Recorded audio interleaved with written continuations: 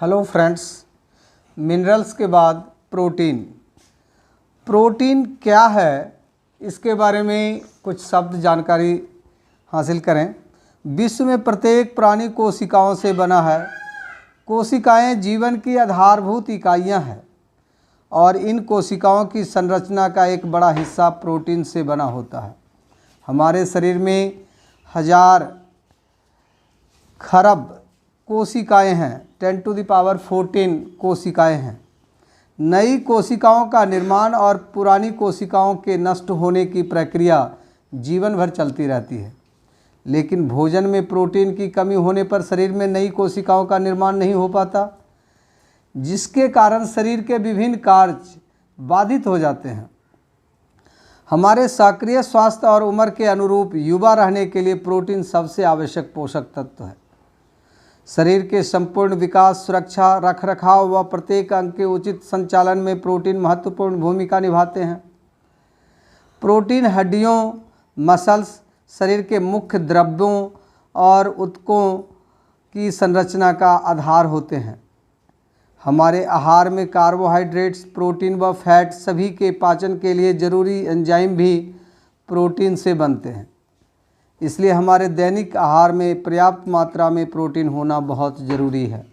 Protein की संरचना का आधार एमिनो एसिड नामक अणुओं की एक श्रृंखला होती है।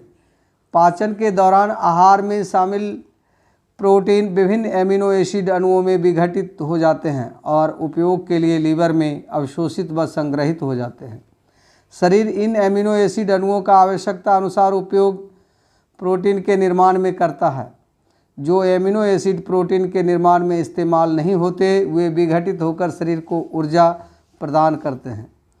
1 ग्राम प्रोटीन 4 किलो कैलोरी ऊर्जा प्रदान करता है। 1 ग्राम प्रोटीन 4 किलो कैलोरी ऊर्जा प्रदान करता है। प्रोटीन से के क्या कार्य हैं? शरीर के बिल्डिंग ब्लॉक्स के रूप में व्यापक रूप से उपयोगी प्रोटीन कई अन्य कार्य भी करते हैं। संरचनात्मक तत्व। प्रोटीन हमारी मसल्स का मुख्य हिस्सा होते हैं। हमारे शारीरिक वजन का लगभग 18% भाग प्रोटीन ही है। मरम्मत और रखरखाव। घाव भरने की प्रक्रिया, क्षतिग्रस्त टिश्यू की मरम्मत, शारीरिक संरचना व विभिन्न कार्य प्रणालियों के रखरखाव के लिए प्रोटीन जरूरी होते हैं। Immune system. प्रोटीन एंटीबॉडी के निर्माण द्वारा संक्रमण और बीमारियों की रोकथाम में मदद करते हैं। एंटीबॉडी प्रोटीन शरीर में हानिकारक वायरस और बैक्टीरिया को पहचान कर उन्हें नष्ट करने में मदद करते हैं। संरक्षण। कैरोटीन नामक प्रोटीन त्वचा, बालों और नाखूनों में प्रयुक्त होता है। वह वातावरण के हानिकारक प्रभावों से शरीर की रक्षा करता है।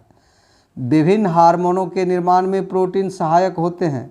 उदाहरण के लिए प्रोटीन से बने 2 हार्मोन इंसुलिन व ग्लूकागॉन रक्त शर्करा के स्तर के नियमन में मदद करते हैं। एंजाइम ऐसे प्रोटीन हैं जो शरीर में रासायनिक प्रतिक्रियाओं की गतिशीलता बढ़ाते हैं। उदाहरण के लिए कुछ एंजाइम प्रोटीन, कार्बोहाइड्रेट व फैट के अणुओं को पाचन द्वारा छोटे छोटे अणुओं में तोड़कर उन्हें अवशोषण में मदद करते हैं।